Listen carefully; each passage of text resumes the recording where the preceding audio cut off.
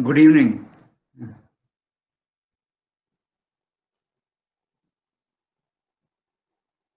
Congratulations to all the office bearers who got elected. Pratha, Rachel, Samhita, Mehak. I guess I don't have all the names, but Thank you, sir. Thank you, sir. Mr. Aishwarya, thank you very much for joining us. My name is Sridarshan. I'm a faculty here, and I think Pratha is the president of the club, and she will introduce you and she will go ahead. I have a hard stop at 6, so I'll leave a little early. But thank you very much for coming and doing this thing. Thank you, sir, for those kind words. We would like to begin by saying good evening, everyone, and we would like to warm welcome to this today's session. My name is Pratha Singh, and I, on behalf of NMIMS, would like to welcome today's presenter, Mr. Aishwarya Gupta. No, I'm here. Yeah, hi, everyone. How are you, Mr. Sridhar? Thank you for that opening statements. And Okay. I'm very glad you're here. And I've been interacting with a lot of your students here, and we did the writing workshop and couple of the judging panel work as well. So, and Yeah. also to Adnan for calling me in again, Right. to do something on psychology and picking onto the brains and try to broaden the way they think. Right. It helps a lot if some practitioners come and share their life experience with them. We are really grateful for your time. Yeah. Great, great. Hopefully, it'll be a really interesting session today. Sure. Sure. So, with your permission, can we start now? Yes, Yes. sir, we can start. And so for those who can have the access to this webinar whenever they require, whenever they want, we will be recording the whole session. Superb. Thank you, sir. Yeah. Just couple of pointers here. You guys can stay on mute. I have some students from Kharagpur as well as some local students from, from the regions of UP and Delhi. So, of these seminars, some of them had missed my design thinking and a couple of them had missed my the psychology workshop. So I invited them and I've taken permission of it so that I can pull them in as well. So since it's going to be a discussion on very, very broad topics and, and hopefully you all will enjoy this. Yes, sir, we will.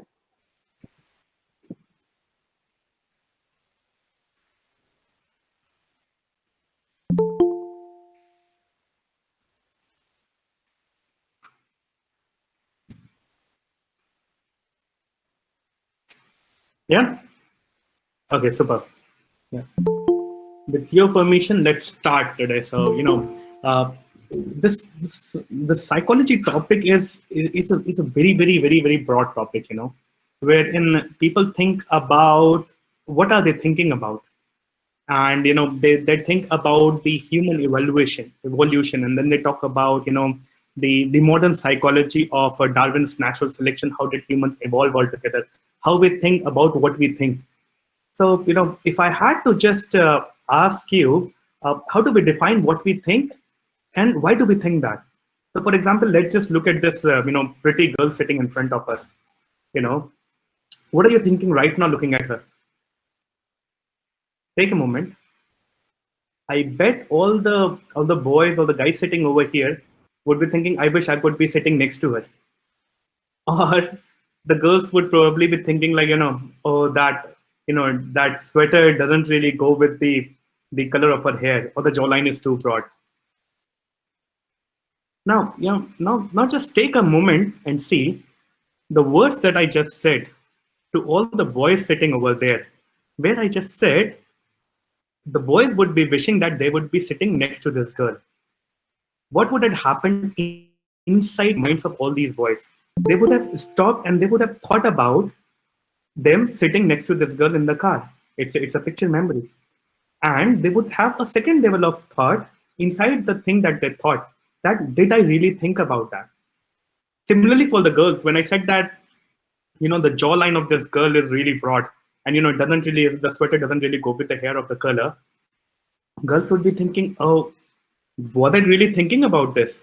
Or some of the girls would go saying, how does he know that, I'm looking at, I would be looking at the jawline. So it's a very, very, very, very typical brain that human beings have, and it's evolved from generations to generations to generations. And if you look at it, the word thinking itself is it's a very, very, very, very complex term.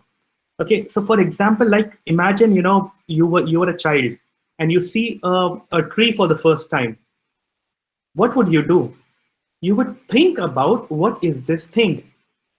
The first thing that you will do is think about what is this thing. Then you will seek answers. Some will give you an answer saying that, oh, this is a tree. Then you know that the thing that you're actually looking at is a tree, and that thinking translates and goes into your subconscious mind. And that's what differentiates us as a humans. We humans have the power of thinking. The animals don't think. We humans are able to think, and further up, we animals are able to think about our thinking as well. So that's the unique quality that we as humans have. So, and coming over to more complex structure of the brains, once we talk about, the men's brain, the women brain are very, very much different. So, for example, if I say that, once a boy who goes to buy a shoes, what parameters does he evaluate? He will evaluate that, oh, is it a comfortable shoes? Is it fitting my price budget? And then he will probably look at the design and stuff. But actually, when women try to do the same thing, they look at a various different set of parameters. First thing that they look at the color of the shoes. And the second thing that they would think is that this shoes color, which match with which of my dresses, and what all combinations can I wear with these shoes. And third would be the price, and the fourth thing would be, oh, is it comfortable or not? So our brains are very, very, very, very different. And as I said, the thinking portion inside that human beings is what differentiates us from the animals. It's what differentiates us from the rest of the creatures on this planet. Further up, the exercise what we did is about to give you an idea about how do we think. Okay, sitting here, I was able to get your focus and attention and get your imagination running that you are sitting next to that girl. And I was able to draw your attention and focus towards the jawline of this girl. We think in pictures, and the picture is 1,000 words. So what you focus on is what marketing and the advertising the modern day leverages. They know what you are thinking. Secondly, once the example of the shoes that I gave, all the girls would go like saying, how does he know this particular thing? So the power of you to get into someone else's mind and to decode what is he thinking is all about what marketing and advertising and the new age, business leaders do. With that, we will start this session on design psychology. Let me warn you guys all together upfront that, in the second part of this presentation, it's gonna become a little bit more technical heavy because it will require your participation. It will require you to feel and experiment it and then further decode how your brain works. So it's all about experience over here. Let's start here. Okay, now for all those people, whom we did the design thinking workshop, we would like to do a quick recap of what we did. But before that, I would ask you all guys to quickly open up your phone and go to menti.com, MENTI.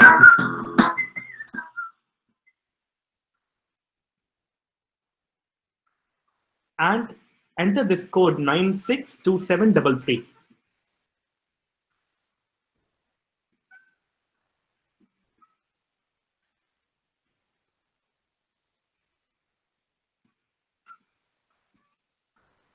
Yep, I see 2 guys are here. 5, good, super. Yeah, keep going.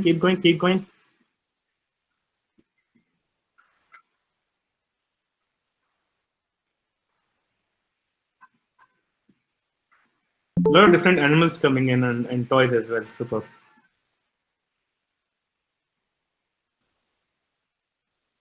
Keep going. We got like 33, 34 people, so I'm expecting at least 25 here. So this Menti is a very, very fantastic tool where sitting in an offline forum, I'm able to gather your inputs and thoughts about, as well as evaluate what you're talking about. But it gets the engagement up as well. I would highly recommend you all to use this as a platform to, interact with the people if you're doing studying in an online environment. Superb. This is fantastic. So we got 30 people, and probably I'm going to start with a question that I want the feedback is, how good is your thinking? Okay. Sorry. Yeah, we got 30. Okay. In which month did I conduct the design thinking workshop at Nasimunji? So you got 2 minutes to answer this question. Do not, go digging into your old photographs or maybe WhatsApping your friends about what happened. I'm looking for answers. Let's see. 21, 22, 23, 24, 25 people have already answered.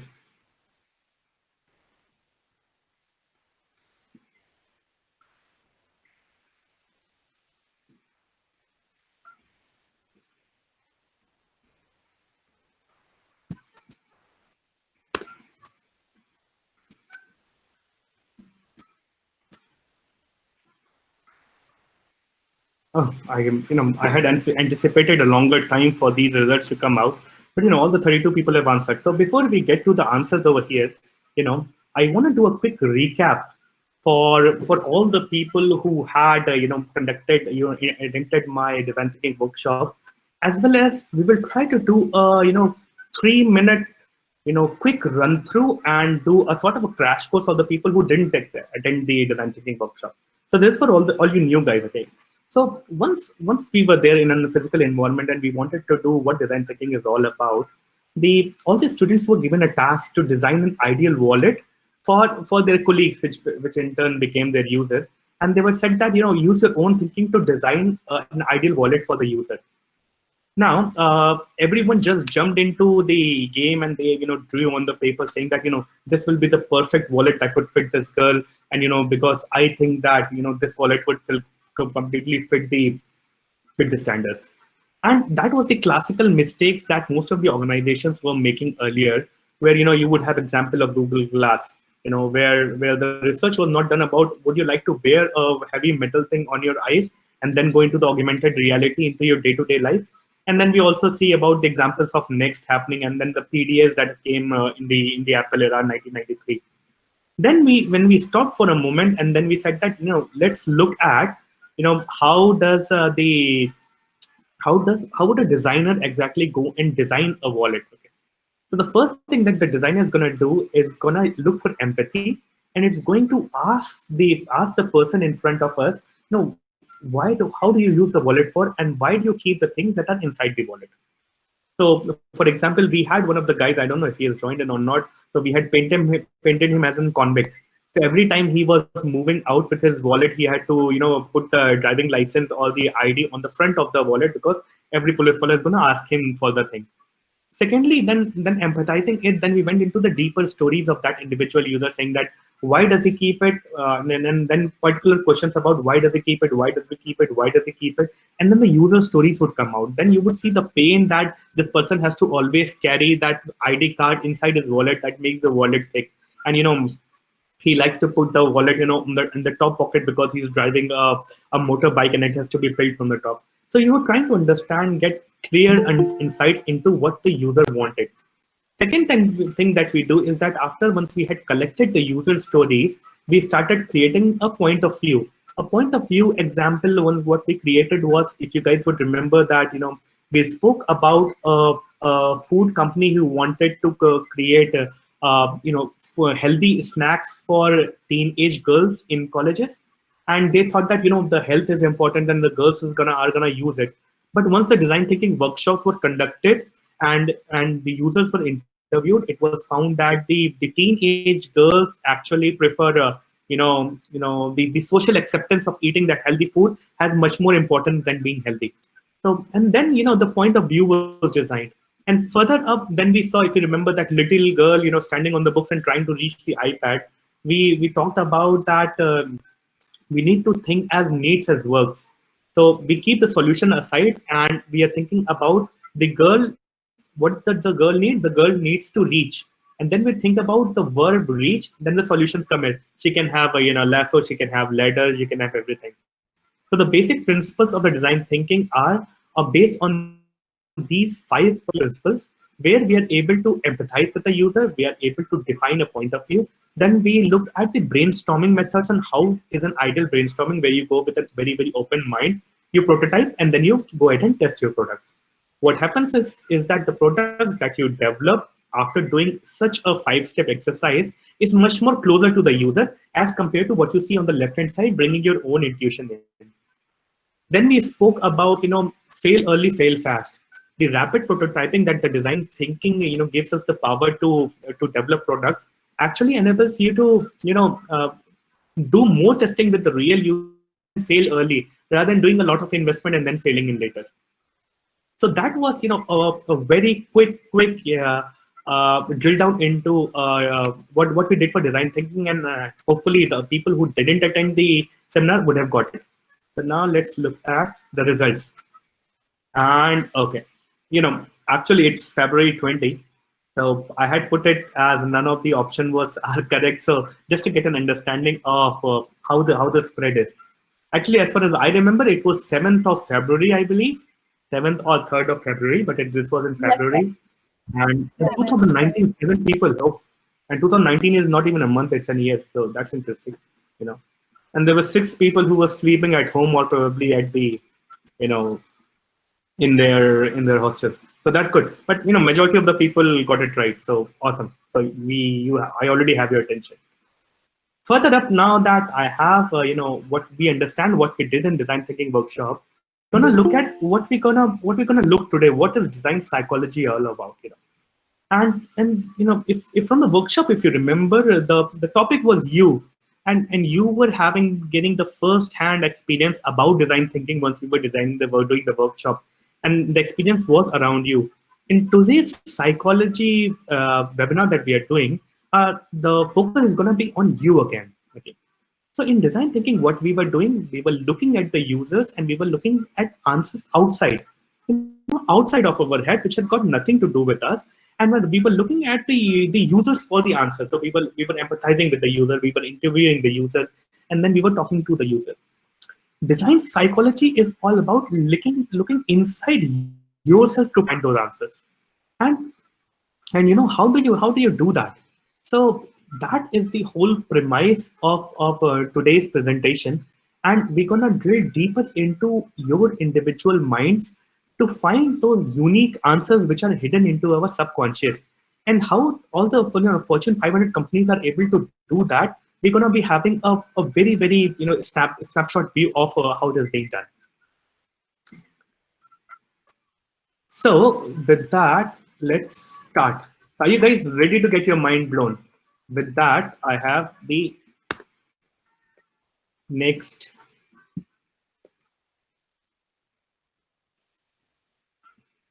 So you guys can join the Menti again and look at your phone. So are you guys ready to get your mind blown? That's the question here. And I would like to see, after this understanding, how many of you guys are ready, and probably some of you might want to sleep as well and don't want to get inside your minds. So we'll get an answer of how many people are actually willing and are actually willing to go inside their heads and try to understand what's happening inside their brains. So 27 people, we are looking for 3 more people to get the answers from. Great. I believe 2 people dropped. So okay, we'll proceed. So we will have answers in about 1 more minute. So with that, I'm probably gonna proceed further. So now, this whole idea is, why am I talking about psychology, and why did I become curious in the first place? I am coming from an engineering background. I have done my masters, in marketing as well as in branding, and I'm doing product development and new things. Why psychology is such an important topic, and why not just depend on design thinking? It all started when me and my wife were traveling across Ladakh, and then we were across next location we were at the abode of Dalai Lama, that is Dharamsala. And we found a good momos place, having momos, and visiting all the monasteries. And what happened was that uh, while interacting, when visiting one of the monasteries, I tend to came across a monk. He was a white guy dressed in the same clothes that you see over here. He's not the guy; he was a different guy. I just got a good picture. So I sparked a conversation with him, and then he told me that he was here from USA, and he was a CEO of a big company, and I was sort of taken aback.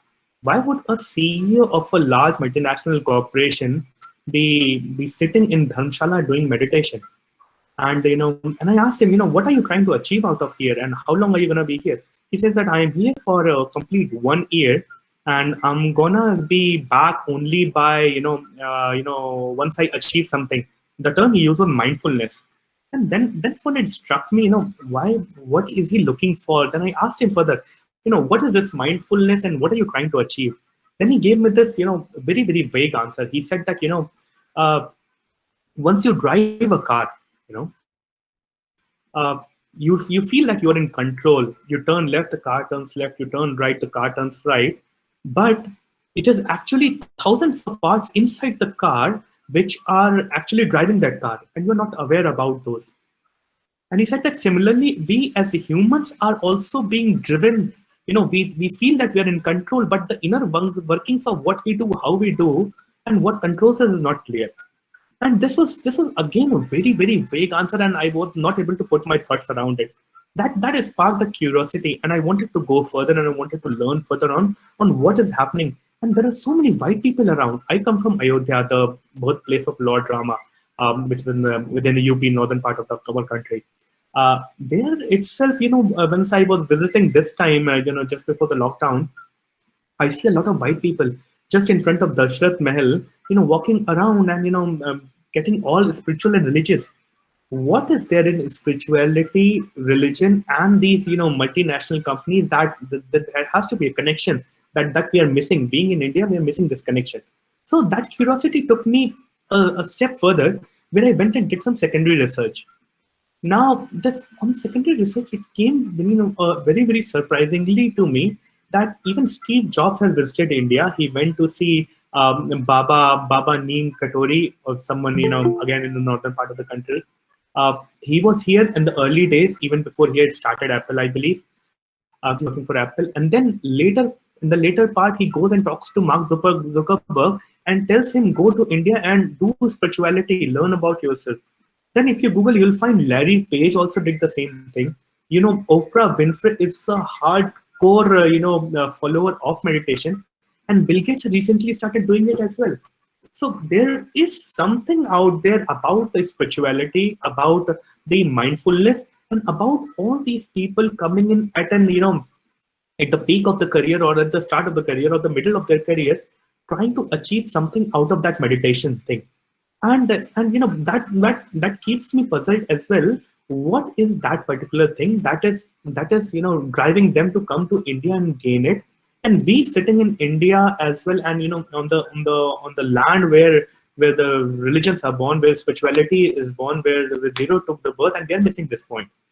So even further up, then I was curious again. Why is such a thing happening, and what is the reason behind it? So, and what makes in a posture, just sitting like this in a posture, what impact does it make into achieving that personal success? With that in mind, I was doing my research again, and this time I went a little bit deeper into my research stream. Okay, so in this research I went and I was looking online, so I just grabbed this. To my surprise, the Fortune 500 companies, most of the companies are using mindfulness as a very very important tool for driving the creativity and the health benefits of their employees. And once I got this fact there, I couldn't stop.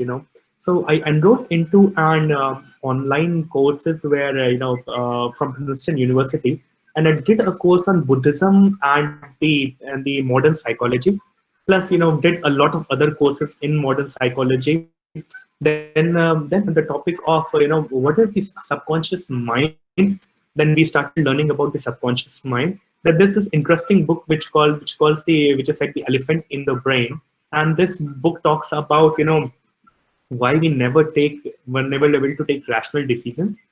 And then I started my own podcast series as well, which is called Thinking Psychologist, where in the pipeline you will see, and you can search it over LinkedIn as well. You will see the video clips as well as it's on Spotify. That what difference does it make, and what are these big companies trying to achieve out of this? So overall, all this research and learning from the expert from all these organizations and learning from top psychologists of the world, I've been able to come to a very concrete conclusion. And in this presentation, I'm gonna make you experience what that conclusion is, so that you understand the power of what mindfulness is all about. Let's look at the answers that we all 30 people want to get their mind blown. Okay, so that is a good direction to go. So, with that in mind, I would like to shell out the secret, and sort of this, we should have looked the answer before, but if you could quickly answer this question as well, which is on your screen next, that would again, help us determine is the understanding that we are trying to communicate to you guys, and the kind of engagement that I want with you guys is still at the same pace, you know. Now, I have a word of caution here. Okay, we will be looking at the a sort of an experience to be communicated over here to you guys currently. Okay. And this experience cannot come unless until you participate with me in this journey. So if you wish to study a book, if you wish to study a book, you have to open the book. You cannot understand the brain unless until we go drilling down inside the brain. So two guys want to sleep. Okay, that's good. Sleeping is also a good way to relax your brain. So with that perspective, no, I wish to do an exercise with you guys. Okay, so today, sitting here, I want you guys to uh, just take 1 minute and 30 seconds on the clock, starting from now. Okay. So when I say start, you guys have to just close your eyes, just focus on your breathing, just breathe in and breathe out, and don't think of anything else. Just focus on your breathing. Can we do that? Is that, I'll quickly look at the people. So,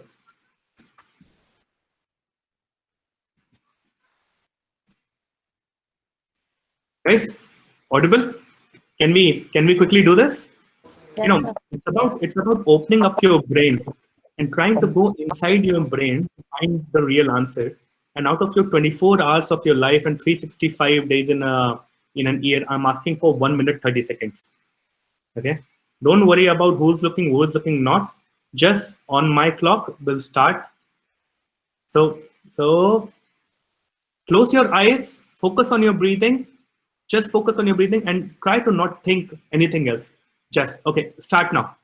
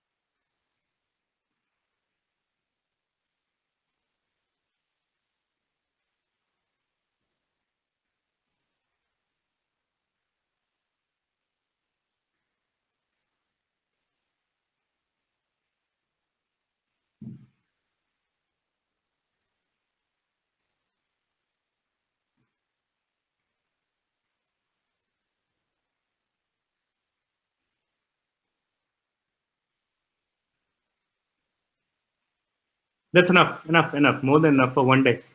You know, it sometimes can become, a bit too much. But this thank you for doing this. We have sort of opened the book and tried to look at deeper inside what's happening inside our brain. And now let's look at our analysis of what happens here. Okay? So in a typical person, if you start to do this particular exercise, you would be able to particularly focus on your breathing and just have complete attention on your breathing for not more than 10 to 20 seconds. And what happens is that when I started, since most of you would be doing it for the first time, I believe. But once I started to do it, I wasn't able to hold my thought for even 3 seconds. Okay, most of the thoughts in my head, would about the past or the future. So, for example, this might resonate with what happened to you guys as well. Here, some of your thoughts would have been you started focusing on your breath, and then all of a sudden a thought comes from the back of their mind. What are you doing? The people there on the camera, they would be looking at it. What would they be thinking about me? Secondly, the thoughts would be, okay, oh, my mom is sitting here. What would she be thinking about it? Couple of you would already be in the past of what the design thinking workshop had happened, and you would be thinking, oh, this had happened, this was the question. So you're already thinking about the past, what has happened. Couple of you would be thinking about the future, and then all of us shifting between the past and the future and thinking, then, oh, when will this boring thing finish? Or oh, this is so fascinating, I didn't understand. Oh, let me get back to my breathing. So you lost the focus, then you came back to your breathing. You lost the focus, you came back to the breathing. This phenomena which happens in our head, where we are not able to concentrate on a single thought, is called the monkey brain. Our brain, if you look at the evolution, we will look at the scientific facts to it as well. We, as the humans, have a monkey brain, which is not focused at one particular time. So we are never in now.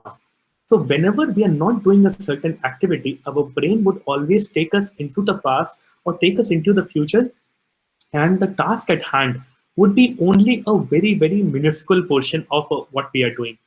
So just think about the productivity of us as a human being, where our mind is always delusional and distracted, thinking about the past, thinking about the future, and then focusing at the task at hand for very, very minute seconds. And this becomes a really, really challenging task for us as well to do. Now let's look deeper into why is such a thing happening? Why do we have a monkey brain? And it's called monkey brain. It's actually coming from Buddhism and Jainism, where they had already figured it out in 390 BC.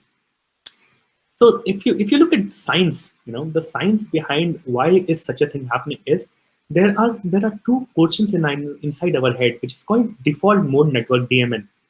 The only job of the default mode network is to keep us in the past and in the future. Like, for example, some of you guys would have experienced right now.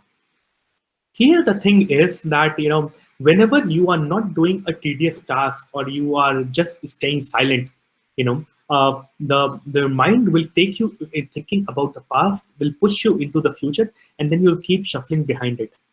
What it has been seen is that whenever we are doing some mundane task and when we are not focused, these two areas blow up and they keep you into the past and past and the future. So these are the latest researches which are coming out, and it has been proven.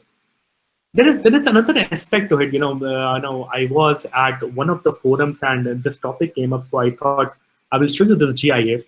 Here, the person in the black wearing the glasses is you, and all the people who are trying to attack you are the thoughts, are your thoughts. Okay, so now just think about the 1 minute 30 seconds that you had spent closing your eyes and trying to focus on breathing. The guy in the center, you would see that the past and the future, these are the thoughts that always keep attacking you, attacking you, attacking you. What on the right hand side is that you see sometimes we as humans tend to get dragged down by these thoughts, and our real potential is being trapped because we are stuck in either in our past or we are stuck thinking about our future, thinking about our future again and again and again. So all the thoughts tries to pulls you down. Further up, what happens is, if you look at this design psychology from the Darwinian natural selection, so you would have heard about Darwin and the theory of natural selection. So there is this person called Professor Robert Wright. He's from Princeton University as a lecturer in modern psychology. So he did a thought experiment wherein he said that, consider yourself as the creator of this universe. And in one part of that creating the humans or the animals on the earth was to create these autonomous beings which whose only and only job is to transfer their genes from one generation to another. So if I had to create these autonomous animals, what are the core three genetic codes I'm gonna write inside these animals so that they transfer the genes from another to another. So what they say is that I will, whenever this particular animal gathers the fruit, or brings the food for the whole community. We are talking about hunter-gatherer time. What I'm gonna do is gonna give him a sort of a dopamine rush, which is a feeling of a pleasure. Now think of it from our own scenario as well. You get good marks, say in one of the subjects, then you're asking for more. And then if I get a good job, then the pleasure is for a certain time, and then I'm looking for more, a better job with a better pay. And similarly, if you're having a burger or a samosa, you have the burger, and then there is a longing, and after a certain time you want to have more. So the pleasure is not long lasting. It very quickly evaporates. And there have been experiments done where they say that it is very easy for humans to be provided with these instant rewards and dopamine rush. And for example, if you ever been to this fun city where you have all the arcade games and everything, what they have done is once you win the game, the points don't get credited to your card instantly. You pay by the cards where the money is loaded, but the reward which is being provided to you is by you're getting those tickets.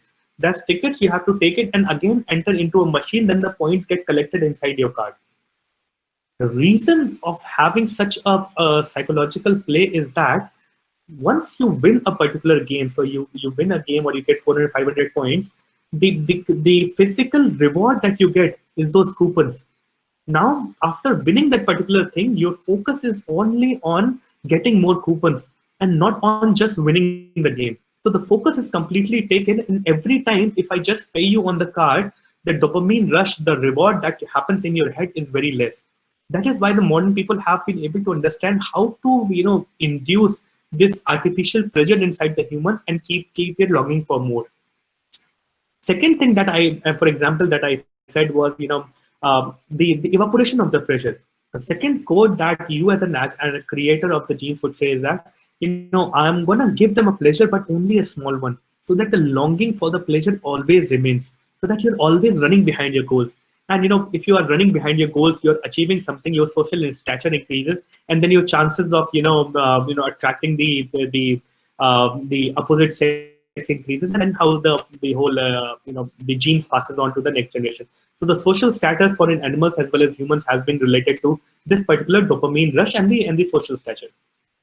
Third thing which is very prominently coming out is that the animal will focus on the achievement of the pleasure and not the evaporation of it. So, for example, here, what your focus, if you're going to have a Burger King today, for example, for dinner, then your focus would be completely on that. I'm going to have that burger. This is going to be fantastic. This, that, and on not that, the burger is going to be over in 2 seconds, and then after 4 hours, I'll be hungry again. So the whole focus point of view will be always on having that burger and achieving that pleasure, and not that evaporation of that pleasure, because that makes you demotivated. So from the natural selection and the survival of the fittest angle, if you look at this this particular thought experiment, it very much aligns with what we have been doing in the previous section as well, where there are certain sections inside our brain which have been made keep us distracted and keep us thinking about the things that we're going to achieve in the future, as well as longing for that artificial dopamine rush. Now we have taken that scientific angle, we have taken the experiential angle, and then we have taken the the theoretical angle as well. this will take the spiritual angle as well, and this would very much explain why all these successful people are there sitting in sitting with in the adobe of the Dalai Lama. So in 490 BC, Lord Buddha sort of discovered that there is this undercurrent of yearning of no matter what we are getting in this world. So he saw a dead person was carrying away, and then he said that what is the meaning of life? And then he went to every religion. In every religion that he went to, told him a very very vague answer, saying that you listen to me. The priest said you listen to me. I am the word of the God, and whatever I am saying is if you follow, you will get moksha or nirvana. And sort of Buddha was a smart guy. He said that no, what are you talking about? So after listening to everything, he did a similar exercise what you guys just did, sitting at a point and just thinking about your thoughts, just thinking about your thoughts, and slowly breathing in and breathing out. Buddha was able to figure out a lot of things. There were four noble truths that he said. The first one was that there is always, the need to for the pleasure or the dopamine rush is always there. So we are not really happy. We are always longing for something. Second thing, he said that the we cannot find permanent, lasting happiness for impermanent things. So it is about the attachment. So you getting attached to your parents, and you getting attached to the things that you buy. So he said that if you want to have a permanent, lasting happiness, it cannot come from the things which are going to end, and everything in this world ends. So sort of he was talking about the detachment or not attaching yourself to anything. Further up in the Four Noble Truths, he talks about a noble eightfold path in which mindfulness is one of the major parameters he's talking about, which is mindfulness meditation. Now, what happens? What happens over here? The researchers have found that once you slowly start meditating, what happens is these two, the default mode effort, these two, the areas that you see in the brain start to slow down, and all the activity that is happening in these two areas, which is always keeping you distracted and delusional, is sort of vanished, and you're able to much more control and stay in now. So just to give you a timeline on how monkey brain and moves towards the nirvana, this is probably the timeline that has been told by most of the meditators across the globe. And this is coming from one of the slides from Nike, in which it was being taught internally on what a journey you should be experiencing once you are focusing towards mindfulness. So from a monkey brain, once you start doing this meditation, your default mode network slows down. Now, as your default mode network slows down, you see that the Neo is able to fight Agent Smith, in very easily. So what happens is you are able to tackle your thoughts one at a time, one at a time, one at a time. You are able to control your thoughts by looking at your thoughts, slowing them down, and as you slow down the time, as you slow down your thought, you're able to think much more clearly. Further up, there is the topic of the subconscious mind, which is of interest to all these multinational and the corporations globally. We're going to talk about that later. As you move further, since there is so much calmness in your head, the thoughts have calmed down, and you're just in the now and not in the past, not in the future. It is called serenity and the bliss. So you have a complete clarity on what's happening around you. It's very peaceful. And also some of the people have told about that, there is a sort of a certain high, a very unique high that you receive by having, by doing meditation. Even I also, after about 3 to 4 months of the meditation that I've been practicing, I think I have got a glimpse of what this high is all about. And all I can say is it was just out of this world. Further up, if people have been talking about, once, people under the Bodh Gaya tree, all the disciples of Buddha came, they received instant enlightenment when Buddha delivered his sermon about the noble truth, as well as the packets of consciousness. So there's a consciousness, there are the 5 dimensions to consciousness that he spoke about. And then it was told that they received instant enlightenment. Instant enlightenment and wisdom sort of go hand in hand, wherein once you're able to control your thoughts, you are able to only get in the thoughts inside you which are positive and not take negative thoughts altogether. So filtering out your thoughts and all the negative feelings which arise after the thoughts is called wisdom. And further up, as you see all the monks and the Dalai Lama, oneness with the world, not to harm anyone, and all those things happen. And slowly you move towards the nirvana. So that is what a typical timeline happens once you try to delve deeper into the mindfulness meditation. Further up, the topic of subconscious mind. This is a really interesting thing, and where everyone is fighting for. So you would have seen these pictures of a iceberg with 10% top and 90% down. And once I look at this, and then I started to think about that CEO guy that I met you know in in Dharamshala. He was talking about driving the car and all the things that are inside me who which are driving the car. Then it completely made sense to me that the search for your imagination and all the hidden things which are in your subconscious mind, we are using mindfulness meditation as a tool to bring it up. We use design thinking as a tool to use our existing brainstorming and the terminologies of a designer to design few things. They use the tools to go inside your own subconscious mind to find answers. And our subconscious mind is really, really strong. So for example, if something goes in our subconscious mind, we don't really think about it. So for example, if I had to pick up a pen right now, it would take me probably a second or a two.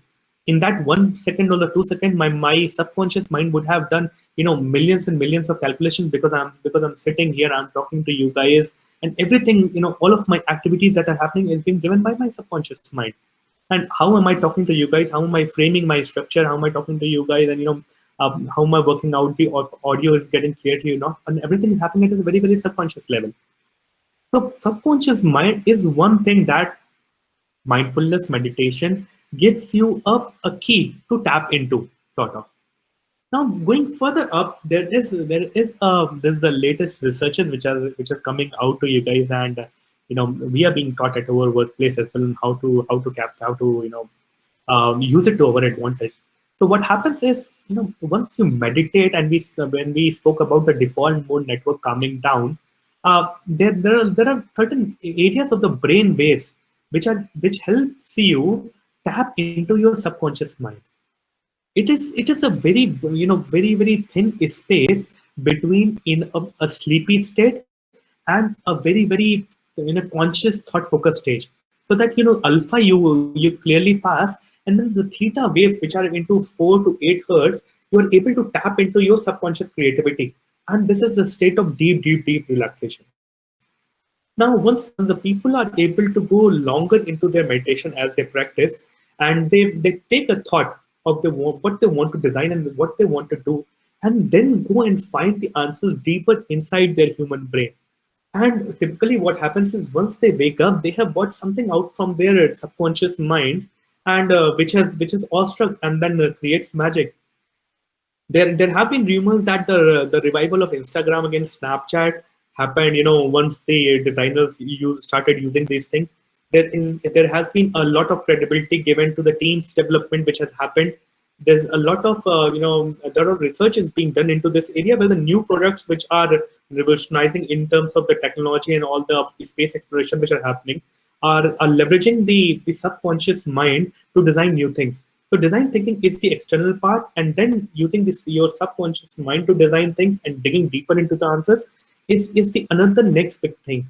So in that 1 minute video that I had shared, I was talking about how you're able to tap into how the new post-COVID era is going to be asking for new skills, and the people who understand yourself and how you think, how you feel, and then how your actions you are taking are gonna make a tremendous impact into next kind of roles that you take into your organization. So that their design psychology becomes a really really interesting aspect. Now here, just to sum up on, we are almost reaching our time as well.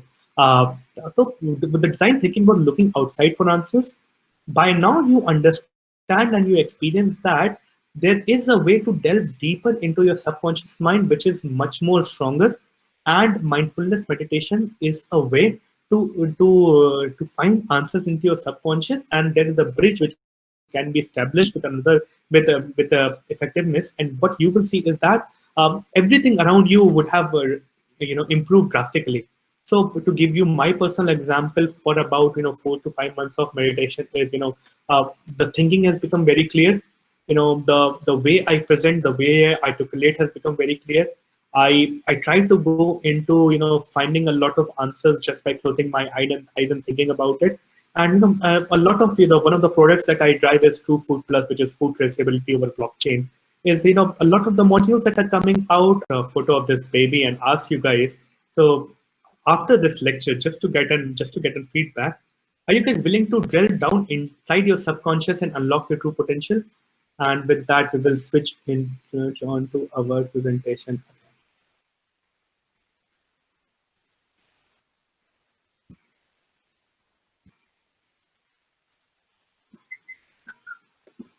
So this is we have done. Yeah, trying to get back to your phones, guys.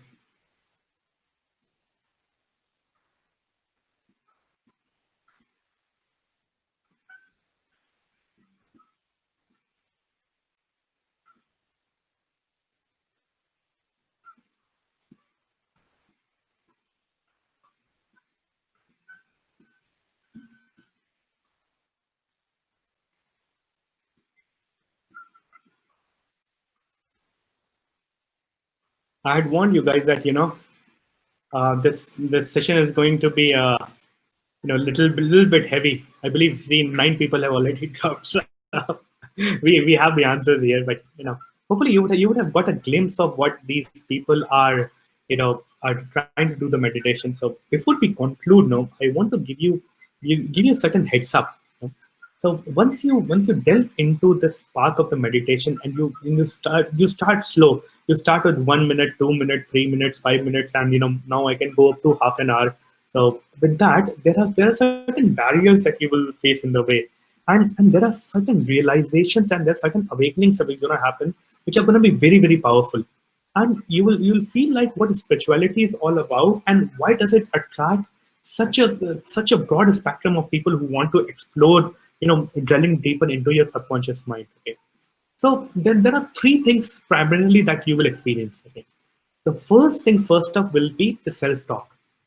Now, once you close your eyes and you start thinking about your thoughts, you will see that there is someone talking to you. Okay, so the first thing is that the discovery of your false self, the one who's talking to you, is not you. There was an experiment done in which it was found that the person who talks to you is not you; it's your false self. And 90% of the time, so 10,000 people for a week's time were given a task to record what the self-talk that they're doing. And 90% of those documented thoughts were negative, and 5% were positive, and 5% of the neutral.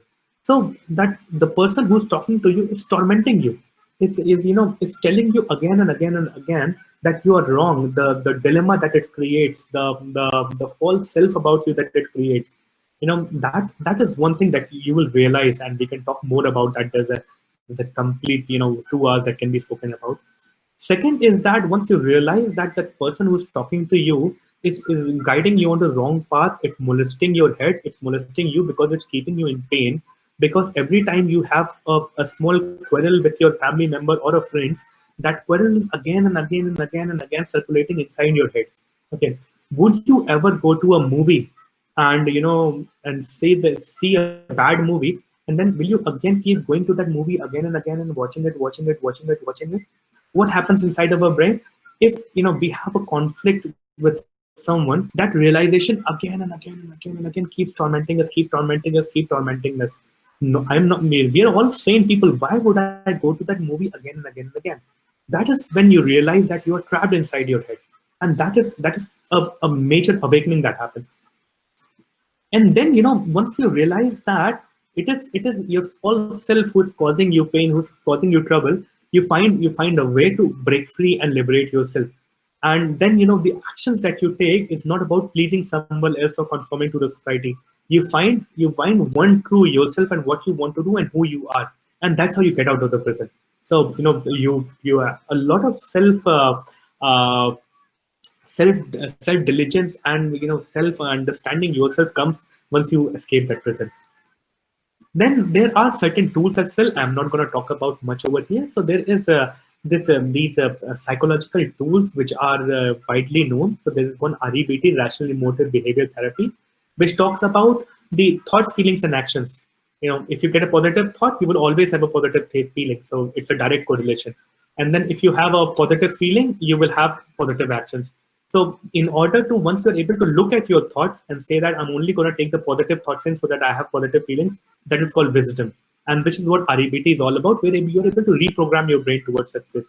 And then there is NLP, which is neuro linguistic programming, that the psychologists currently use, in which you're able to look at the other person, look at their traits who are successful, and then you're able to copy them. You become those persons. Like for example, when I spoke about the example of buying men buy shoes versus girls buying shoes, and how do you think? So you're able to think at looking at a person, what is he thinking about? And then you are able to copy his motivations, his behavior, and then become him. So American snipers, one good sniper would take about 10 to 12 years of good training, and then the new snipers that they come in, they use NLP to train them so that they can better snipers in a week. And those perfect snipers, the same quality ones. Further up, a little bit of information about me. I do a podcast. You guys should listen to it. It talks more about how mindfulness meditation is.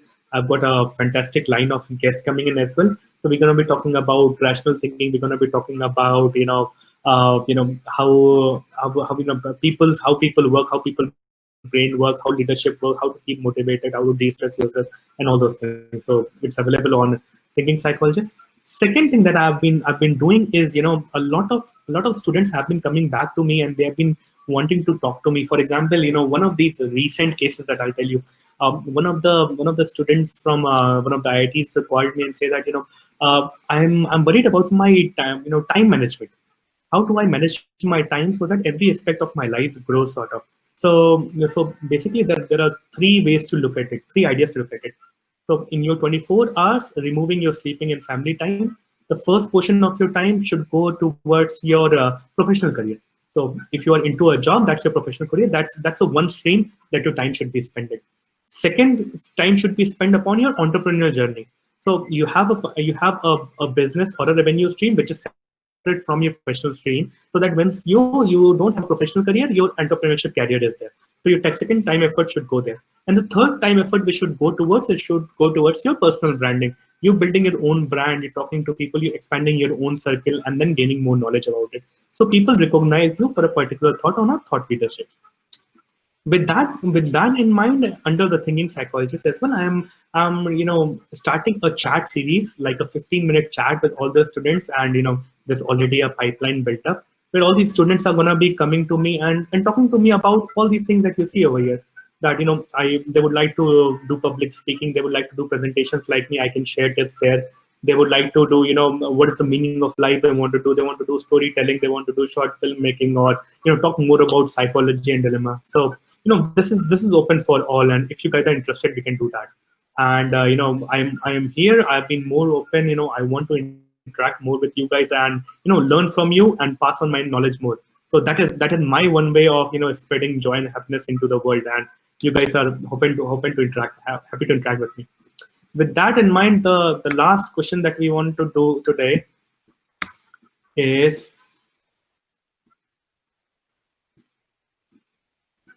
would you like to join me over this series? Look at your phone.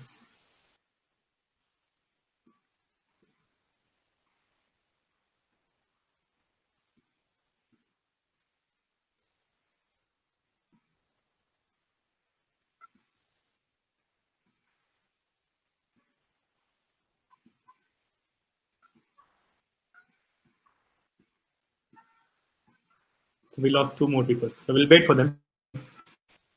So with that, let's that's the conclusion of the today's presentation. And just to sum it up, the mindfulness meditation is a tool which is being utilized by a lot of organizations who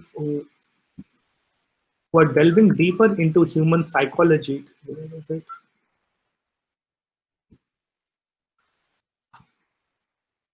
Probably I'll stop presenting and then talk to you guys. Oh, exhausting, no?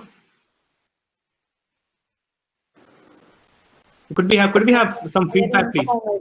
That was very informative. Yeah. We learned a lot, and I think if we have questions, we can put up.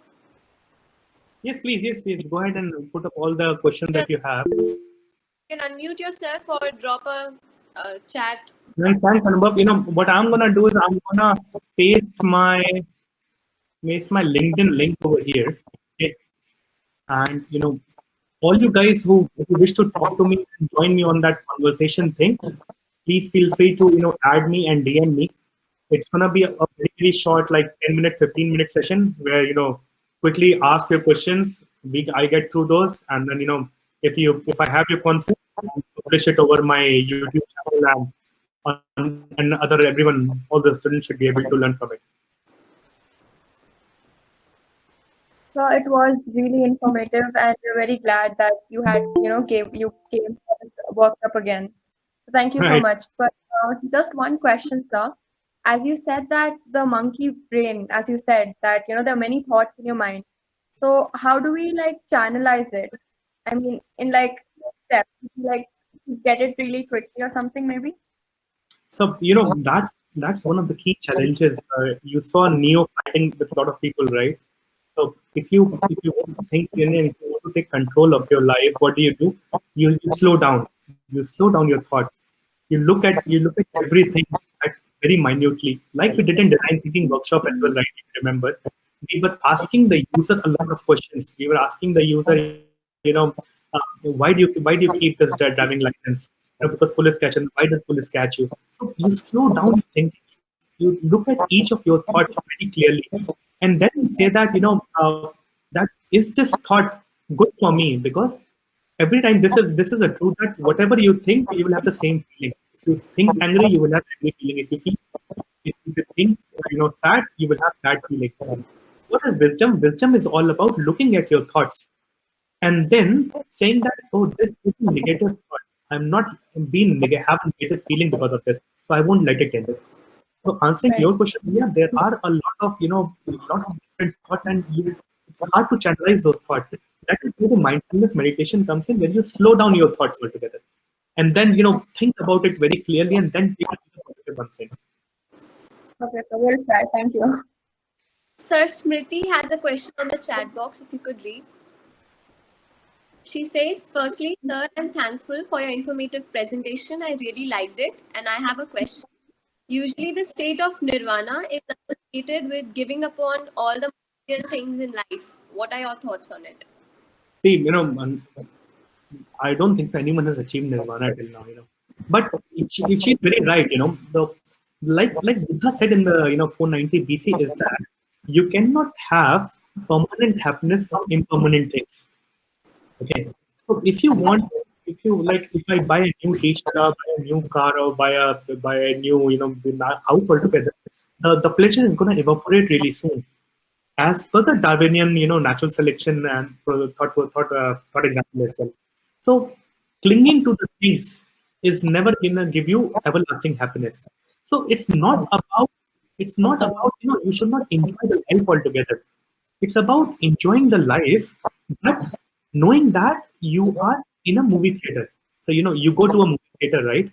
So movies are the best things to happen because there is a hero. He has a problem. It has got nothing to do with me. I'm only going there for my own entertainment. So what our mind, the whole network does, it shows us these movies of our past and the future, and we tend to get lost. We lose track of time. What meditation is all about, that there are things being played inside your head, and what you need to do is to be aware about that there is something that is showing you that movie. So you're always aware that you are in a movie theater and you're not getting impacted from watching that movie. Did I answer that question, Smriti? So you can still enjoy life. You can still enjoy life, but just be aware that you are inside a movie hall.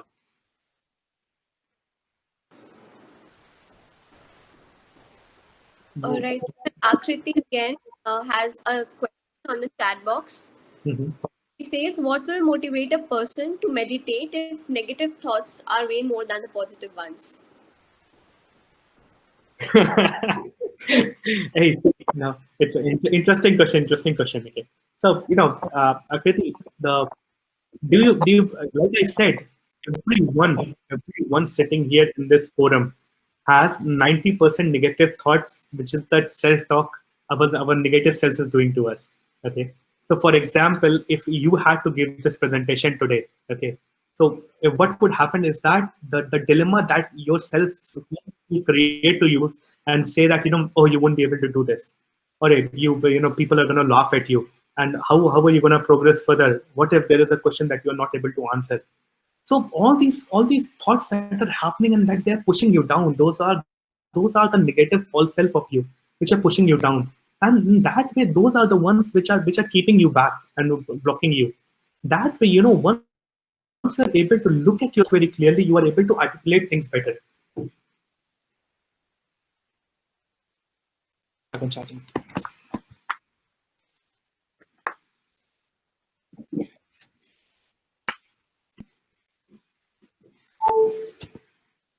Yes, Akriti, does that answer the question? So so most of our thoughts are negative. The power is to understand that the one who's talking to you is not you, and then separate yourself from him. So, for example, if there is a thing, once you understand that the person talking to you is not you, or the person responding to a comment is not you, you are able to differentiate yourself. So, for example, I broke my leg. How would you feel? You would feel a little bit bad. Oh, sorry. But what if you broke your leg? How would you feel? You will feel much more pain there, right? So that way, if you look at this scenario, once you're able to know that the person who's speaking bad about you and who is tormenting you by giving you that false self and the doubt, you're able to achieve, you separate it out from yourself, and that's how you get away from the pain and move towards pleasure. Yes, sir. Actually, I used to meditate like 3-4 years ago, but during that time, there comes a time that you break down. You don't want to face that emotion that comes like a train. You just want to hide from that. Hey, maybe this is the question, Akriti. We should take it over the one-to-one chat thing that we are planning. Maybe join me over that session.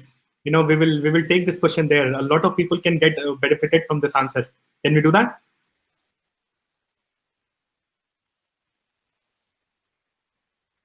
I guess Akriti doc. Okay, superb. We'll do that.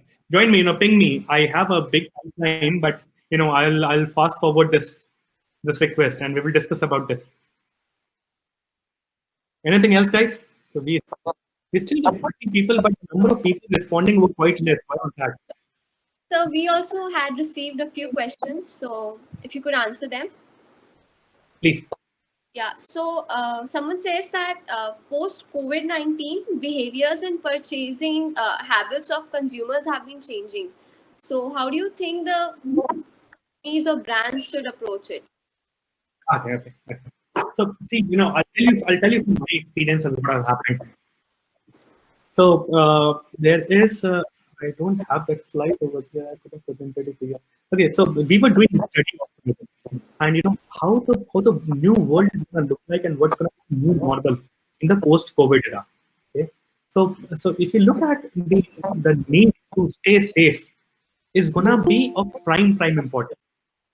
Okay, you stepping out of your house and then you're going to a supermarket and then you're traveling in between. Everything is gonna become that the safety is gonna be the first aspect. Now, how brands are moving towards it? A lot of companies are using the machine learning and AI-based solutions to enforce social distancing. Like, for example, in a typical manufacturing setup, there are camera analytics-based solutions being deployed in the market, which are able to look at different, if the people are too close and send an alarm outside. Secondly, what we are seeing is that, in Europe, what you would see is that the supermarkets itself have started to put up a board outside their retail stores saying that the number of people inside my store is count as 20, and the social distancing is being maintained. So the consumer behavior, the behavior to stay safe and feel safe. So one is staying safe and feeling safe is completely two different aspects. How do you make your end consumers feel safe is the fundamental change which has happened. And a lot of organizations are using technologies to address that. We can take this question again, Mehak. You can pass it on. We can take this question in a much detailed way over that podcast series. Sure, sir. Anyone else? Do we have any questions?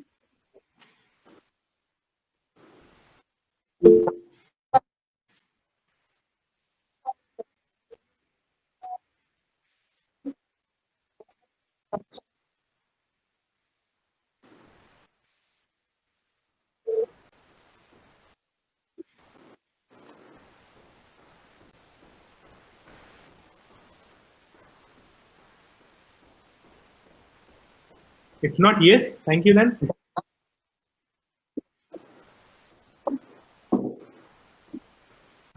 Thank you, sir, for such an insightful presentation. It was really informative and we really got an opportunity to learn so many things. Thank you for your time.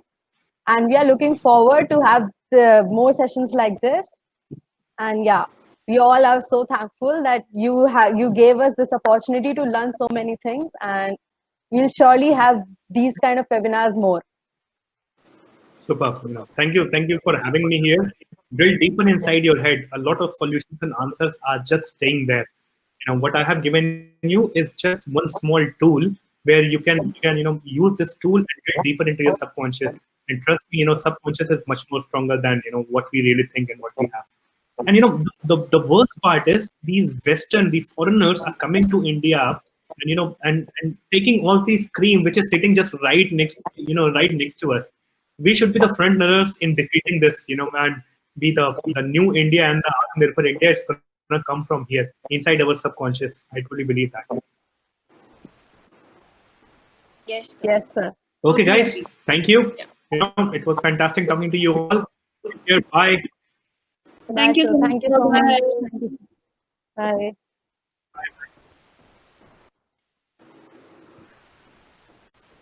Thank you guys for joining us here. I hope it was fun and you guys had learned so many things new. And yeah, it was great being with you all.